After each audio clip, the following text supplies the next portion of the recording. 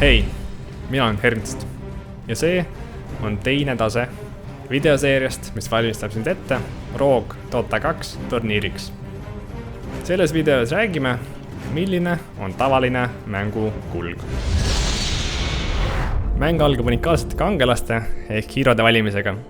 Turniiril on mõlemal võistkonnal kapten, kes valib kogu meeskonna eest kangelased.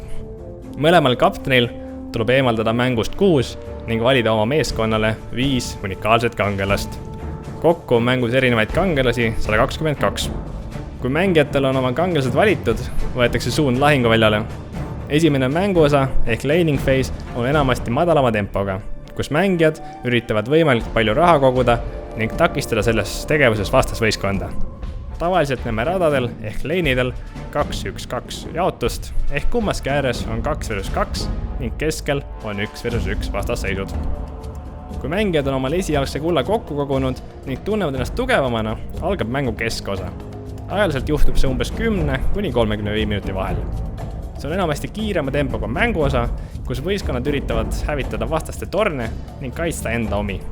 Siin võime näha palju kaklusi, meeskonnad üritavad vastaseid üle kavaldada ning neid ükshaaval või mitmekesi ära tappa.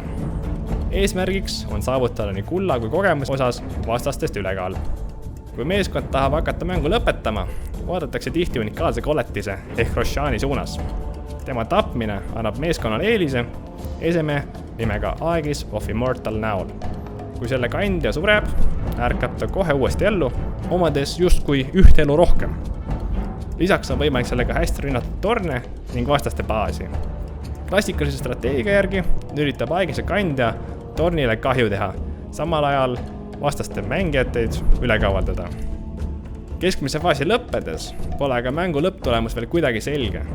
Igal kangelasel on oma tugevused ja nõrkused ning seetõttu võib mängu lõppstaadiumis näha väga huvitavaid vastasseise ja taktikalisi manöövreid. Just see teebki Dota põnevaks.